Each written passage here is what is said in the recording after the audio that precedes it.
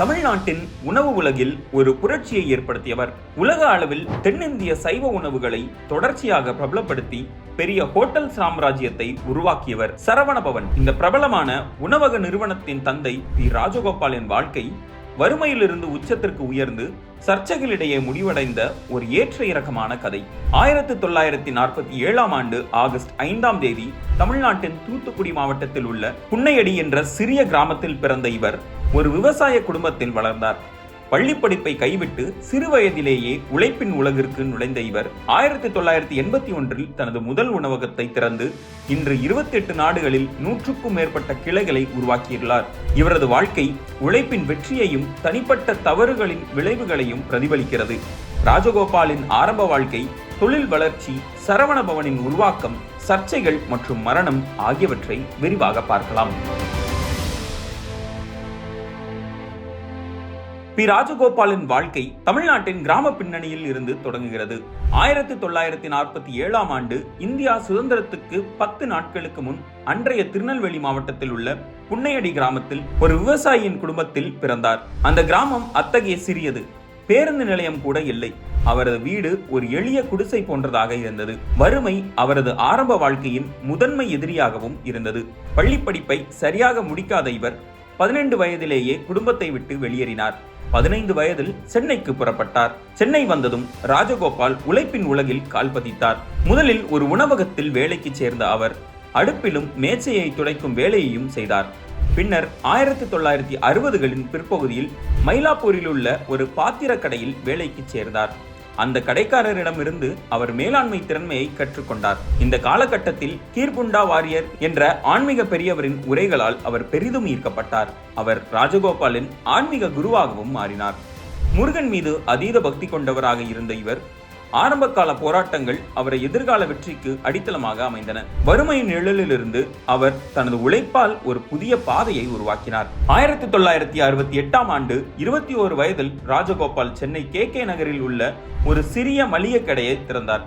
அப்போது அவர் தனது முதல் மனைவி வள்ளியை மணந்தார். மளிகை வியாபாரம் வெற்றிகரமாக இருந்தாலும் வாடிக்கையாளர்கள் நல்ல உணவகங்கள் இல்லை என்று அவரிடம் அவ்வப்போது புகார் செய்வதை கவனித்தார். இதனால் அவர் உணவக தொழிலில் நுழையும் யோசனையை வளர்த்தார். அந்த சமயம் தீ தொடர்பான வியாபாரம் நன்மை தரும் என்று ஒரு ஜோதிடரின் அறிவுரை அவர் ஊக்குவித்தது. அந்த ஜோதிடர் இது அவருக்கு செல்வத்தை பெருக்கும் என்றும் கணித்தார். 1981 டிசம்பர் 14ஆம் தேதி KK நகரில் உள்ள காமாட்சி பவன் என்ற தோல்வியடைந்த உணவகத்தை வாங்கி அதை சரவணபவன் என்று மாற்றினார். திறந்த முதல் 5 மாதங்கள் இழப்புகளை மட்டுமே சந்தித்தது.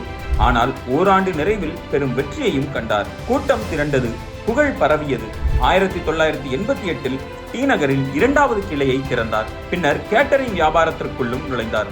1992இல் சிங்கப்பூருக்கு சென்றபோது மெக்டொனால்ட்ஸ் போன்ற உணவகங்களின் மாதிரியை பார்த்து தனது சரவணபவனை அதே போல் அமைத்தார். தரமான, விலை குறைந்த, விரைவான சேவை. இந்த முடிவு அவரது வளர்ச்சியை ராக்கெட் வேகத்தில் எடுத்துச் சென்றது. துபாய் வாழ் இந்தியர்களை மையமாக கொண்டு துபாயில் முதல் வெளிநாட்டு கிளையையும் திறந்து வைத்தார். இன்று 28 நாடுகளில் 100க்கும் மேற்பட்ட கிளைகள் உள்ளன. இது தென்னிந்திய சைவ உணவுகளான இட்லி, தோசை, சாம்பார், சட்னி போன்றவற்றை உலக அளவில் பிரபலப்படுத்தியது. 3000 கோடி ரூபாய் மதிப்புள்ள இந்த சாம்ராஜ்யம் இன்று தென்னிந்திய சைவ உணவின் பிரதிநிதியாக பல நாடுகளில் உள்ளது. சரியான திட்டமிடல், செயல்பாடு, மனதின் வலிமை மற்றும் அனுபவத்திலிருந்து கற்றல் என்பதே ராஜகோபாலின் தொழில் ரகசியமும் தத்துவமாக உள்ளது. அவர் 5000க்கும் மேற்பட்ட ஊழியர்களை தனிப்பட்ட முறையில் அணிந்து கொண்டவர். பென்ஷன், குழந்தைகளுக்கான கல்வி உதவி, பெண் குழந்தைகளுக்கான திருமண நிதி, மொபைல், ஸ்கூட்டர், பத்திரிகை சந்தா போன்ற பல நலத்திட்டங்களை வழங்கினார். ஊழியர்கள் அவரை அண்ணாச்சி என்று அன்புடன் அழைத்தனர். வெள்ளை சட்டை மற்றும் வஸ்திரம் அவரது எளிமையை வெளிப்படுத்தியது. ராஜகோபாலின் தொழில் வாழ்க்கை மிகப்பெரியது என்றாலும் அவரது தனிப்பட்ட வாழ்க்கை மிகவும் சிக்கலானது. முதல் மனைவி வள்ளியுடன் திருமணம் செய்த பின்னும் அவர் பல பெண்களை விரும்பினார். குறிப்பாக தன்னுடைய ஊழியர்களில் ஒருவரான கிருத்திகாவை தன்னுடைய 2வது மனைவியாக கல்யாணம் செய்து கொண்டார். ஜோதிடத்தில் நம்பிய அவர் அவரது முடிவுகள் அனைத்தையும் நட்சத்திரங்களின் அடிப்படையாக கொண்டிருந்தன. ஆன்மீகம், ஜோதிடம் ஆகியவை அவரை வழிநடத்தின. ஆனால் இந்த நம்பிக்கை சில சமயங்களில் அவரை தவறான பாதையில் அழைத்துச் சென்றது. ராஜகோபால் வாழ்க்கையின் இருண்ட பக்கம் 1999 முதல் 2001 காலகட்டத்தில் தெரிய வருகிறது. அவரது மேனேஜரின் மகள் ஜீவஜோதி என்பவரை அவர் 3வது மனைவியாக ஏற்றுக்கொள்ள விரும்பினார். ஜோதிடத்தால் அந்த பெண் தனக்கு அதிர்ஷ்டத்தை மாற்றுவார் என்று நம்பினார். ஆனால் ஜீவஜோதி தனது சகோதரியின் கணித ஆசிரியரான சாந்தகுமாரை காதலித்து அவரை மணந்தார். ராஜகோபால் அந்த தம்பதியினரை மிரட்டினார். ஜீவஜோதிக்கு டிராவல் ஏஜென்சி தொடங்க உதவி வழங்கினார். ஆனால் அவர்கள் மறுத்ததும் 2001 திருச்செந்தூருக்கு செல்லும் வழியில் சாந்தகுமாரை கடத்தினார். அவரது உடல் கொடைக்கானலில் கிடைத்தது. அவர் மூச்சு திணறலால் இறந்திருந்தார். விசாரணையில் ராஜகோபாலின் உத்தரவில் 5 பேர் சாந்தகுமாரை தாக்கி உடலை தூக்கி வீசியதாக தெரியவந்தது. ஜீவஜோதிக்கு 6 லட்சம் ரூபாய் லஞ்சமாக கொடுக்க முயன்றனர். ஆனால் அவர் அதை மறுத்ததும் அவரது குடும்பத்தை தாக்கினர். ஜீவஜோதியின் 39 பக்க அளவுள்ள புகார் கடத்தல், தாக்குதல் போன்ற குற்றச்சாட்டுகளை விவரித்தது. 2001 கைது செய்யப்பட்ட ராஜகோபால் ஆரம்பத்தில் சிறையில் சிறப்பு சலுகைகளை பெற்றார். உடல்நிலை காரணமாக ஜாமீன் கிடைத்தது.